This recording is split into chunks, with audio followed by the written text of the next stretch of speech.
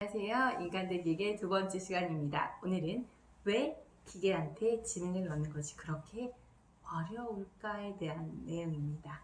이 장 다 읽어보셨죠?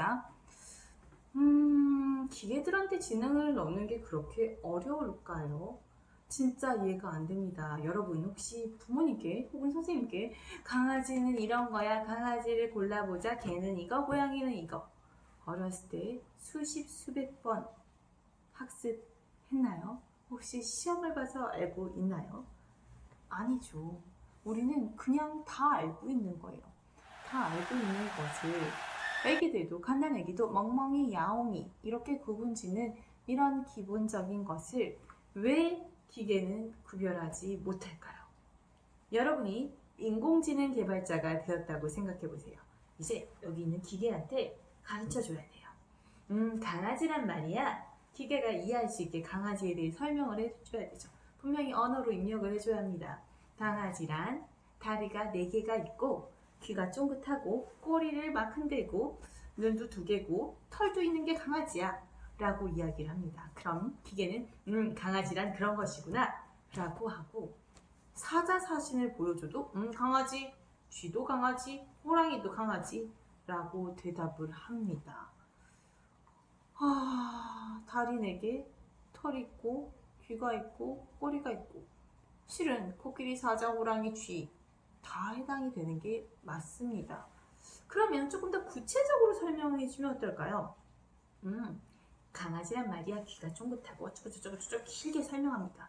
그러다가 가끔 헤어스타일을 멋있게 스타일링해서 귀가 안 보이는 개를 보게 되면 이건 개가 아니야. 왜냐면 귀가 없거든. 이라고 말할 수 있는 거예요. 이게 바로 문제가 되고 있습니다. 난감합니다. 보편적인 설명을 하면 강아지가 아닌 멤버, 즉 호랑이, 사자, 쥐가 포함되고요. 너무 구체적으로 설명을 하면 강아지인데 강아지에서 제외되는 무리가 생긴다는 말이죠. 이걸 책에서는 뭐라고 표현하냐면요. 보편성과 구체성이 정반대의 관계를 가지다 보니까 즉 역의 관계를 가지다 보니 두 개를 동시에 만족시킬 수가 없더라 라고 표현합니다. 우리가 강아지라고 말하는 것은 정말 설명하자면 무한에 가깝습니다. 강아지의 정면, 앞모습, 살짝 튼 모습, 고개를 숙인 모습, 하품하는 거, 눈을 감고 있는 거, 코를 벌렁벌렁벌렁 하는 거, 헤어스타일에 달리한 거, 옷을 갈아입은 거. 이거를 다 기계한테 설명해 주기란 너무 어려웠던 것이죠. 하지만 최근 이 무한에 가까운 데이터를 기계한테 입력해 줄 수 있는 방법이 바로 생겼어요. 빅데이터라는 것입니다. 들어보셨죠? 빅데이터. 자, 얼마 전 정부에서 발표한 디지털 뉴딜의 한 가지 빅데이터, 데이터 댐이라고 들어봤죠? 디지털 경제 시대의 선도 국가가 되기 위해 한국판 뉴딜의 큰 축으로 디지털 뉴딜을 그리고 데이터 댐을 제안하였습니다. 데이터가 바로 경제를 이끌 큰 자산이 되는 거죠. 왜냐하면 데이터로 AI를 교육시킬 수 있거든요. 한두 개의 사진 가지고는 AI는 학습이 안 돼요. 그래서 어마어마한 데이터를 제시했을 때 그 데이터가 AI가 효율적인 학습을 할 수 있기 때문에 빅데이터가 필요하게 되었습니다. 자, 다시 책으로 돌아가서 몇 년 전부터 빅데이터를 분석해서 이렇게 매출이 올랐어요. 빅데이터를 활용하니 굉장히 좋더라고요. 이런 기사가 나오고 있습니다. 하지만 이거는 빅데이터 수준은 아니라고 합니다. 굳이 얘기하자면 스몰 데이터라고 얘기를 하는데요. 자, 어쨌든 이런 데이터. 이 데이터는 증가 속도가 어마어마하다고 합니다. 그 중에 기계한테 넣어줄 거는 지금 현재는 10% 정도밖에 안 된대요. 이 10%밖에 안 되는 데이터를 정형 데이터, 기계가 읽을 수 있는 데이터를 정형 데이터라고 해요. 선생님이 운동을 해서 하려고 운동화 인터넷에 검색을 했어요. 그러고 나면 내가 신문 기사를 볼 때도 옆에 운동화 광고가 계속 뜹니다. 내가 날씨를 클릭해도 운동화 광고가 떠요. 이게 바로 나란 사람, 이 선생님이라는 사람의 데이터를 활용해서 그 사람한테 맞는 맞춤형 광고를 제안하는 것이죠.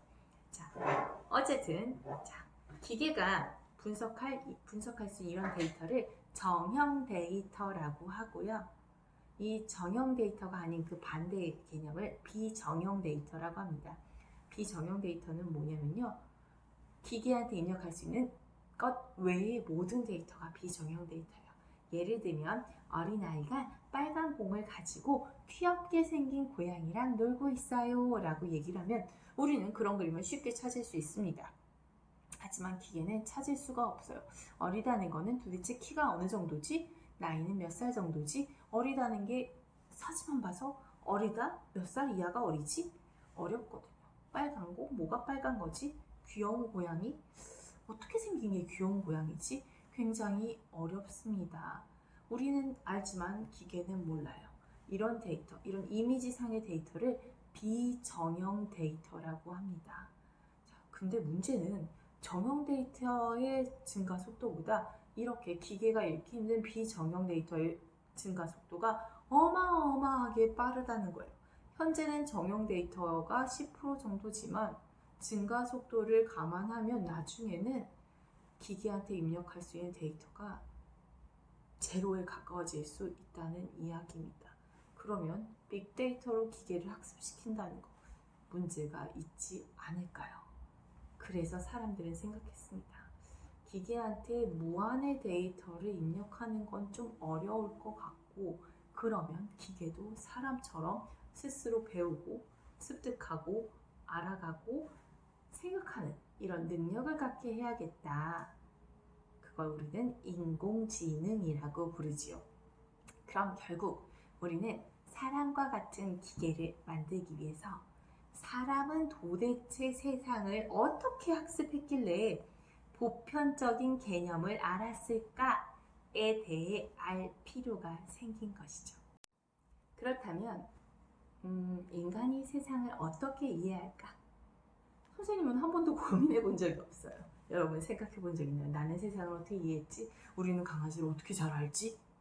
이런 거 잘 생각해 본 적 없죠. 하지만 철학적으로 2500년 전부터 이것에 대해 고민해 오던 사람들이 있었습니다.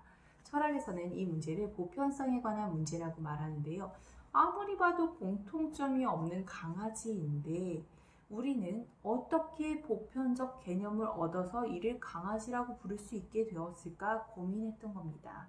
이에 대해서는 플라톤과 아리스토텔레스가 각각의 주장을 펴고 있고요. 지금도 철학에서는 이에 대한 논쟁이 벌어지고도 있다고 합니다. 자, 분명 인공지능에 관한 책인데 왜 어려운 철학이 나왔을까요? 진짜 무슨 말인지 모르겠어요. 자, 솔직히 선생님도 철학을 깊게 공부한 적도 없고 생각해보지 못했습니다. 부끄럽게도. 참 어렵지만 일단 인간이 어떻게 세상을 알았는지 알고 싶었던 거예요. 그걸 안다면 인공지능을 만들 수 있지 않을까, 기계를 학습시킬 수 있지 않을까 생각했던 거고요. 굳이 우리가 이 철학을 세세히 알 필요는 없어요.